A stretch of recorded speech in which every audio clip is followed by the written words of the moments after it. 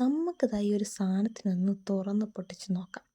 ഈ ഒരു സാധനത്തിന് ഇപ്പോഴായാലും പണ്ടായാലും ഭയങ്കര ഹൈപ്പാണ്, അതേപോലെ തന്നെ ഭയങ്കര ഫാൻസുമാണ്. ഞാനും ആളുടെ ഒരു ചെറിയൊരു ഫാനാണ്. ഈ ഒരു സാധനത്തിൻ്റെ ടോയ് നോക്കിയാണ് ഞാൻ പോകുന്നത്. പക്ഷേ ഈ ഒരു സാധനം ഞാനങ്ങനെ കഴിച്ചിട്ടുമില്ല. പണ്ട് ഞാൻ ഒരുപാട് വാശി പിടിച്ച് പറഞ്ഞിട്ടുണ്ട് ഇതൊന്ന് വാങ്ങിത്തരാൻ. അങ്ങനെ അമ്മ എന്നെ ഇതിന് പകരം ഇതിൻ്റെ ഒരു കളർ ബുക്ക് വാങ്ങി പറ്റിച്ചിട്ടുണ്ട്, അതായത് കൊച്ചിലെ.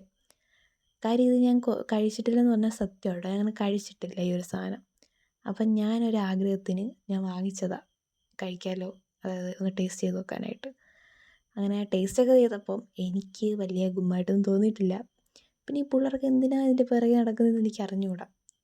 ചിലപ്പോൾ എനിക്ക് തോന്നുന്നു ആ ടോയ്സ്, കാര്യം നമ്മൾ ഇത്ര വലുതായിട്ട് ഒരു ആ ടോയ്സിനെ നമ്മൾ നന്നായിട്ട് ഇഷ്ടപ്പെടുന്നില്ല, അതുകൊണ്ടായിരിക്കും കുട്ടികൾക്കും അതായിരിക്കും ഇഷ്ടം.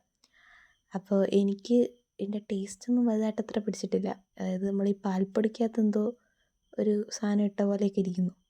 പിന്നെ ഞാൻ ഇങ്ങനെ കൊത്തി ഇതിനകത്ത് ചേർത്തൊക്കെ കഴിച്ചൊക്കെ നോക്കുന്നുണ്ട്, അതിനകത്ത് ആ ടേസ്റ്റിലല്ല വ്യത്യാസം ഉണ്ടോ, എവിടെ നിന്ന്, അങ്ങനെയൊന്നുമില്ല. പക്ഷേ ഇതിൻ്റെ ടോയ്സ് എനിക്ക് ഭയങ്കര ഇഷ്ടമാണ്. ഞാൻ എൻ്റെ ടോയ്സിൻ്റെ കളക്ഷൻ വരെയുണ്ട്. അതായത് ആരെങ്കിലുമൊക്കെ കഴിക്കുന്നതിൻ്റെ ടോയ്സിൻ്റെ കളക്ഷനൊക്കെ ഞാൻ എടുത്ത് വെച്ചിട്ടുണ്ട്. അതായത് എൻ്റെ ഫ്രണ്ട്സിൻ്റെ കയ്യിൽനിന്നൊക്കെ ഞാൻ പറയും എൻ്റെ ടോയ് ഇങ്ങനെ കൊണ്ടുവരുന്നു. ഭാഗ്യത്തിന് എനിക്ക് കിട്ടിയ ടോയ് അടിപൊളിയായിരുന്നു. ഇതാ ബാറ്റ്മാൻ. അപ്പോൾ ഇത്രയേ ഉള്ളൂ. ബൈ.